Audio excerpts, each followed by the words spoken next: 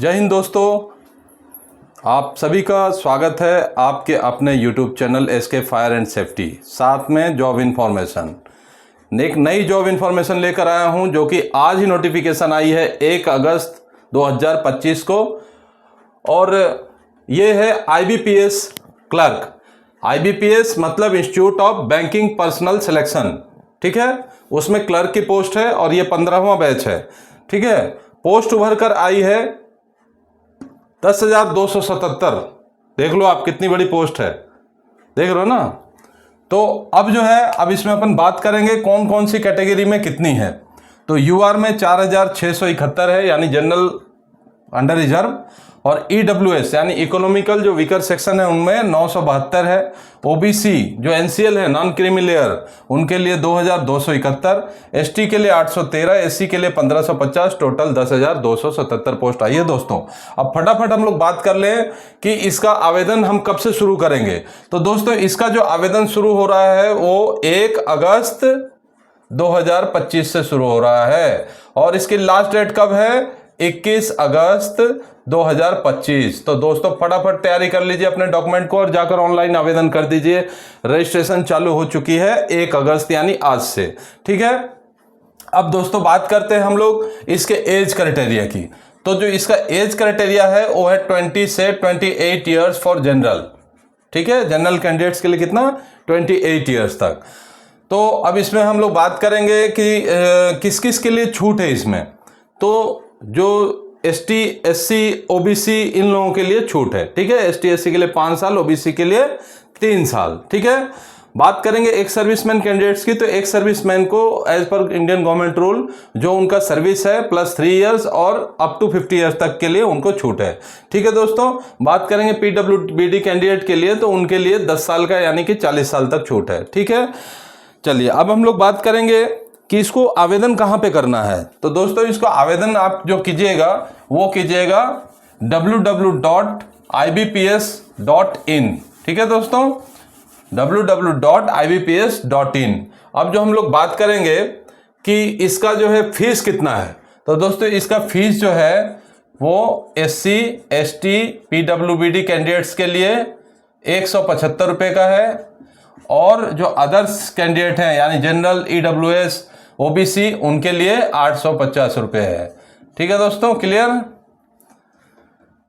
इतनी जानकारी हो गई, क्लियर हो गए आप लोग। अब देखिए जो एज है 20 से 28 या जो छूट है वो उसका क्या है, एक बता देता हूं हिसाब किताब आपको। 2 जुलाई, ठीक है, 1997 से 1 जुलाई 2005, ठीक है दोस्तों, इसके बीच में आपका डेट ऑफ बर्थ होना चाहिए।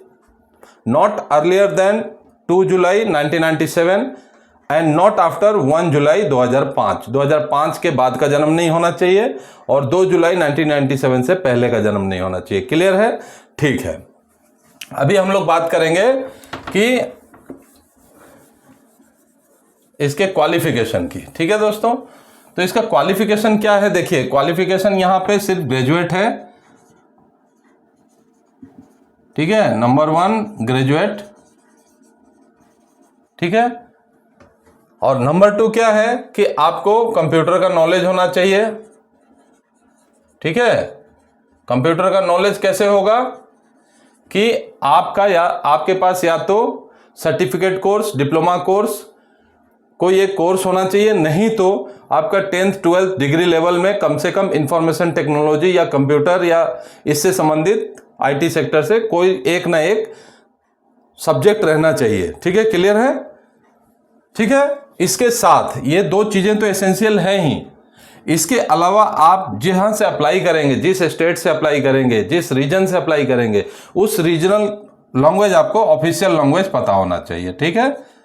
ऑफिशियल लैंग्वेज पता होना चाहिए। जैसे कि आप अगर आंध्रा से अप्लाई कर रहे हैं तो आपको तेलुगु के बारे में लिखना और बोलना, ठीक है, यानी पढ़ना लिखना आना चाहिए, नॉलेज होना चाहिए। जब ये दोनों एग्जाम होते हैं Tier 1 एंड Tier 2 का, तो टीयर 1 से तो फाइनल सिलेक्शन नहीं बनता है, उससे जस्ट एक शॉर्ट लिस्टिंग होती है। लेकिन टीयर 2 के एग्जाम से जब फाइनल सिलेक्शन आपका हो जाता है उसके बाद में ही ऑफिशियल लैंग्वेज का पेपर लिया जाता है। ठीक है दोस्तों, ये जस्ट क्वालिफाइंग नेचर का रहता है, इसमें मार्क्स से कोई लेना देना नहीं है। आपका इस मार्क्स को मेरिट में सिलेक्शन क्राइटेरिया के लिए नहीं यूज किया जाएगा, बट आपको क्वालिफाई होना है। अगर आप क्वालिफाई नहीं हुए, फेल हो गए, तो आप रिजेक्ट हो जाओगे। क्लियर?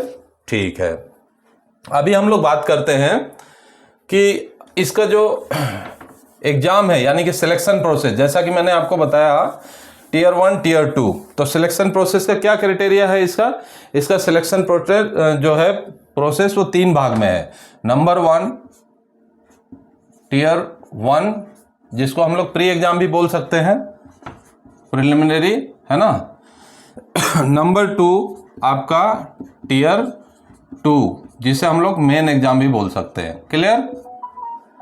जब आप टीयर 2 पास कर जाओगे तो आपका रीजनल लैंग्वेज का भी टेस्ट होगा, रीजनल लैंग्वेज टेस्ट। क्लियर? अब हम लोग बात करेंगे कि टीयर 1 में सिलेबस क्या रहने वाला है। आपका जो सब्जेक्ट रहेगा वो टीयर 1 का कितने सेक्शन में रहेगा, तो 3 सेक्शन में रहेगा। ठीक है, ए में आपका रहेगा test of English language, test of reasoning, test of English language. B में रहेगा टेस्ट ऑफ रीजनिंग। ठीक है दोस्तों, क्लियर? और सी में जो है आपका रहेगा टेस्ट ऑफ न्यूमेरिकल एबिलिटी।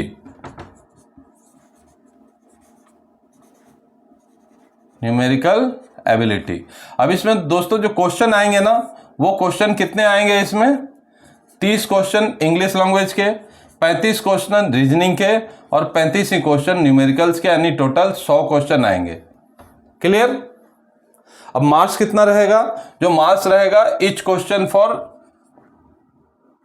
हर एक क्वेश्चन के लिए 1 मार्क, यानी कि इंग्लिश लैंग्वेज जो है 30 नंबर का रहेगा, रीजनिंग 35 नंबर का रहेगा और न्यूमेरिकल 35 नंबर का रहेगा, यानी कि टोटल 100 मार्क्स रहेंगे। क्लियर? ठीक है। अच्छा, इसका टाइमिंग क्या रहेगा? टाइमिंग 20 मिनट इंग्लिश लैंग्वेज के लिए, 20 मिनट रीजनिंग के लिए और 20 मिनट न्यूमेरिकल के लिए, टोटल आपका 60 मिनट्स, यानी कि 1 आवर का एग्जाम होगा। ठीक है दोस्तों, ये एग्जाम जस्ट क्वालिफाइंग नेचर का रहेगा, जिससे कि कैंडिडेट्स को शॉर्टलिस्टिंग किया जाएगा और मेन एग्जाम के लिए कॉल किया जाएगा।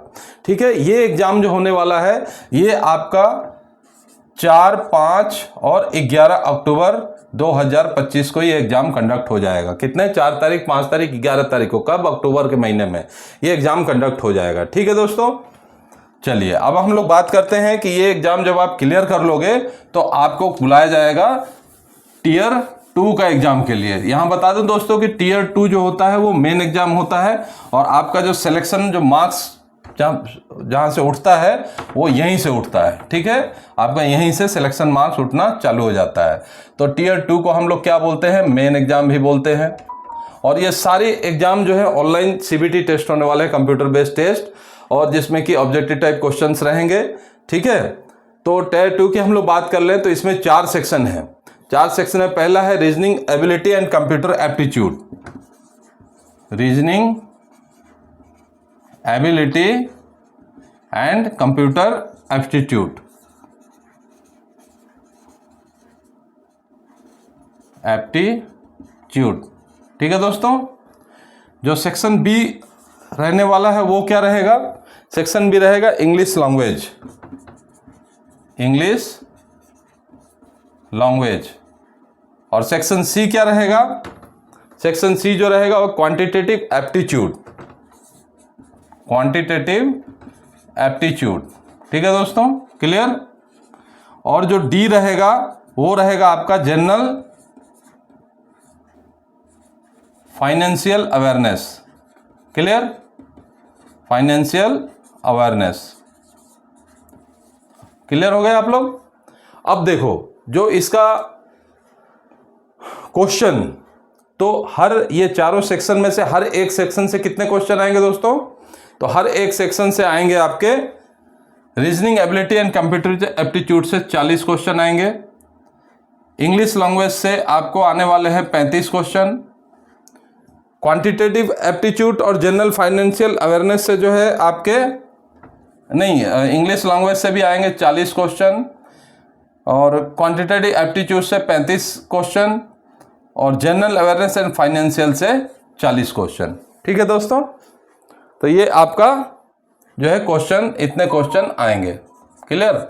ये आपके रहेंगे 155 क्वेश्चन। ठीक है, 155 क्वेश्चन। क्लियर?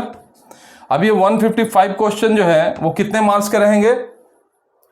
तो देखिए दोस्तों, ये रहेंगे 200 मार्क्स के। कैसे?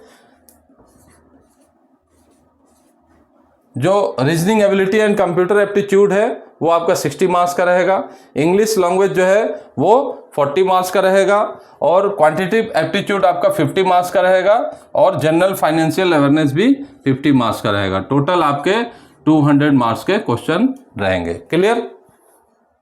अब बात करें कि इसका कितने टाइम में इसका एग्जाम होगा, कितने घंटे में, तो ये जो है वो 120 मिनट्स में होगा। कैसे? ठीक है, यानी कि 2 घंटे में इसका पेपर होगा। कितने में? 2 आवर्स। क्लियर? ठीक है। अब बात करें कि इसकी जो मेन की जो एग्जाम होगी वो कब होगी, तो कमेटी ने डिसाइड कर रखा है, मैनेजमेंट ने, कि 29 नवंबर 2025 को इसके पेपर होंगे। कब दोस्तों? 29 नवंबर 2025। अब यहां ध्यान देने वाली बात है कि इसमें निगेटिव मार्किंग भी रहेगा। अगर आपने गलत आंसर दिया तो आपका 0.25 यानी कि 0.25 मार्क्स आपके काट दिए जाएंगे। और अगर आप आंसर को करते ही नहीं हो, ना गलत ना सही, तो उसका कुछ भी नहीं होगा। लेकिन अगर आपको पता नहीं और आपने गलत आंसर दे दिया तो ये 0.25 मार्क्स आपकी पेनल्टी लग जाएगी। क्लियर? तो दोस्तों, ये था आपका बैंक IBPS का जो बैंक का नोटिफिकेशन, ये आज ही आया और आज ही आप लोगों को मिल गया। तो इसी प्रकार से आप लोगों को कोई भी वैकेंसी आती है, मैं बिल्कुल अपडेट आप लोगों को दूंगा, ये मेरी गारंटी है।